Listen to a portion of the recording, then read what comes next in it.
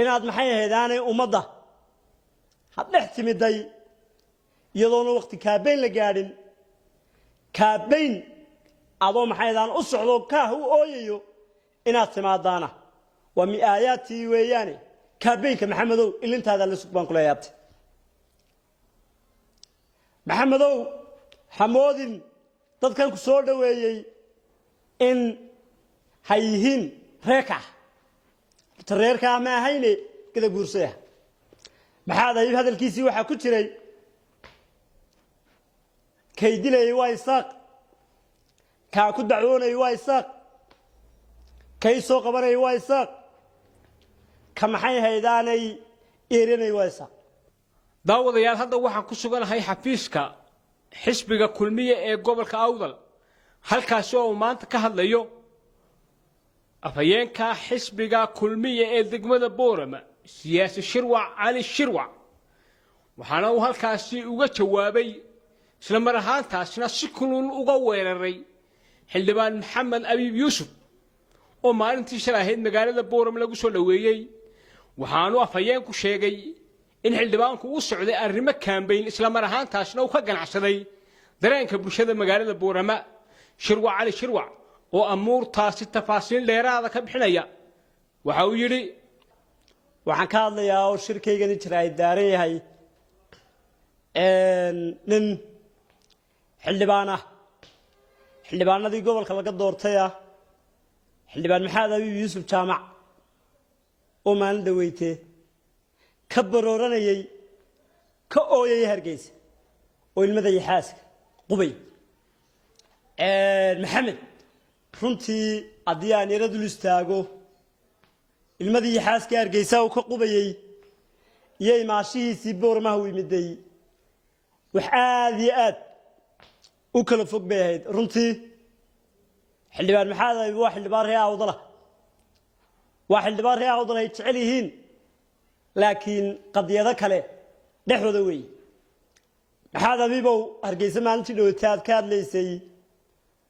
waxaad tidhi waa la dilay baarlamaankii baa la soo dhaafinaya dadkaygii ayaan tala kula noqonayaa batiyo sabtii diyaar la yiraahdo shalay waa timiday shacabka reer Awdal ee goobta xariirta ee cid walba soo dhaweeyo ayaad shalay dhex timiday si gobonnimo leh milgale sharaf la ku soo dhaweeyay shacabka reer Awdal waa dad goba oo nasaba waa dad qiimaha iyo qofnimo iyo qaayaha qofnimo intaba yaqaan weey runtii ilmadii yaxaaska Maxamed Abiib oo qubayay ayaabay moodeen run oo soo bixay shalay waxay ugu soo baxeen qardiyad gadabuursi waxay ugu soo baxeen qadiyad reeraysan laakiin Maxamed halkuu uga mahadnaqi lahaa ummadii baylahoogii dhulka u dhigay ummadii shaqooyinkoogii dhulka u dhigay ee dila ilaa furtu Boorama u taagnaa cadceeda waxa ayaan daraa oo wax laga xumaada halkii ha uga mahadnaqi lahaa iyaga inuu Maxamed Xaashi ha uga mahadnaqo Maxamed waxaan leeyahay waa mi'aayaadtii weey inaad Maxamed Xaashi iyo shacabka reer Awdal kala garan weydo in Maxamuud iyo ummadii inta leekayd ee qadiyada reernimo kuugu soo baxay ee qadiyada reernimo ku garab istaagay ee qadiyada reernimo maxay haydaanay shaqooyinkoogii iyo baylahoogii maxay haydaanay kuugu soo baxay inaad Maxamuud ka horeysiiso waa mid subxaanallah weey shacabka reer Awdal ee goobtaana waa ka raali gelinaya ta kale shacabka reer Awdal mid walba ama dumar ha ahaato ama rag ha ahaato cid walba oo ummadda la noolaan kari weyday way soo dhaweeyaan taash buu xidhan xabadaana soo dhaweyntaasina waynu eedna hadeed aynu joojina waan leeyahay reer Awdal nin odaya waqti berigii hore reebaadiyaha la wada ahaayo maxay ahaydaan dadku deegaanku siday u wada yaalaan ay wax wada lahaayeen ha u wada lahaadaane baaha ka dhaxaysa deeyo jicsin baa ka dhaxeeyo oo ninka xooluhu markuu ka dhamaado jicsin baa loo ururiyaa ninkan odayga ah islaantiisa islaan qaxar badan oo dhib badan oo jeclo badan ah marka baaha loo soo doono ee ha yiraahdo waa iga bixis baahadaas maanta ay gaadhay xeradii loogu yimaado xerada u dhex galeen neef u soo qabo yiraahdo un bay islaantii may kan ma ha tiraahdaa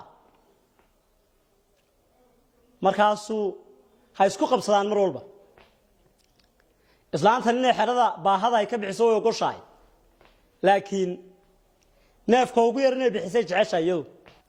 maalmaha kamida ayaa waxay isku qabsadeen nayl yar ama wan markay isku qabsadeen ayay nayl yar oo naylihii maxay aan duleedka daaqeeye mid kamida u soo qabatay naamar hadaad bixinayso ogoshahay maxaad iga dhibayso deewan baad siinayso anna naylka siibaan kula haabeed maxaad ay hadalkiisii waxa ku jiray kaydilay waa isaaq ka ku dacwoonay waa isaaq kay soo qabanay waa isaaq ka maxay haydaanay eerinay waa isaaq de maxamedow islaamta la xijcelada badnayd ee ku ooyeysan naylka ayuun baad la mid soo de qaarna waa diidanta qaarna waa adigan oo waad u ooyeysa maxamuudna waad u ooyeysaa madaxweynihii qarankana waa caayisa horta taasina isma qabato maxamed horta waa islaanta ta labaad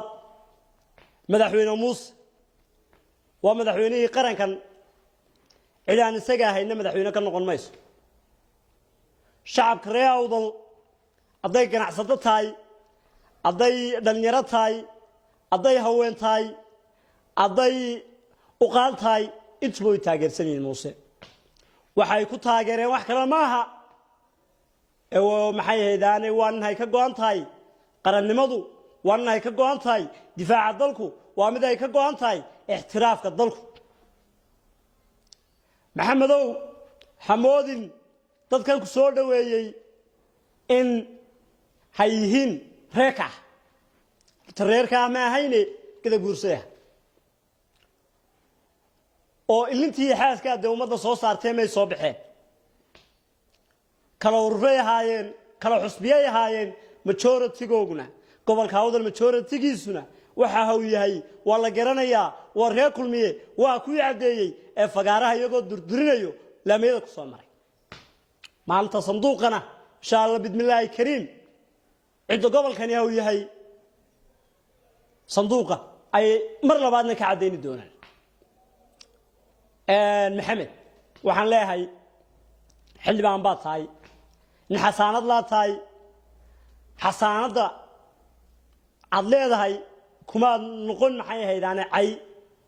cod shacab baad ku tagtay inaad shacab ka dhex tiraahdo madaxweynuhu ha dhaco waa gaf weey inaad maxay haydaane ummadda ha dhex timiday iyadoona waqti kaabeyn la gaadhin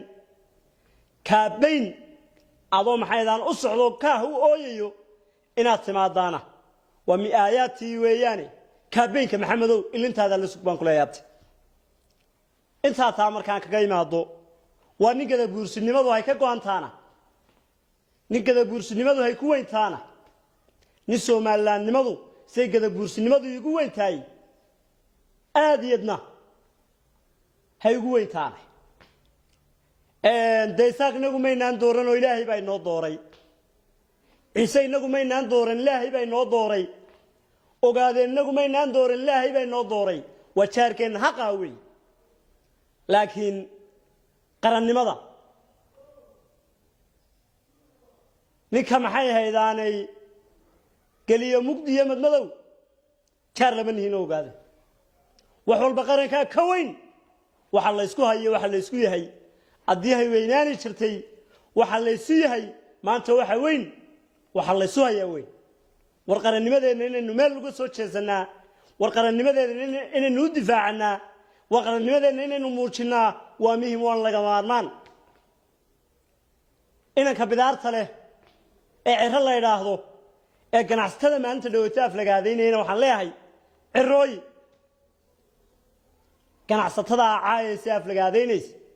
inamadii gacan libaaxa kullaysay kuwii maxay ahaydaan magtooda bixiyay ganacsatay ahayd adii haleedahay reer kulmiye way ka ganacsato badan yihiin tawa wax ilaahay loogu mahadnaqo waxa maxaynaan kaaga ganacsi badan nahay waa kasbasho ee taana kasbaan ku leh waxaan kaloo halkan ka salaamayaa isagna dan anigu Soomaalilandnimada u taagan baan ahay oo in reernimada gadaguursi ay ku weyntaanahay oo maxay ahaydaan halkan waxa horta shacabka reer Soomaaliland u sheegay madaxweyne ku-xigeenimo way naga soo dhamaatay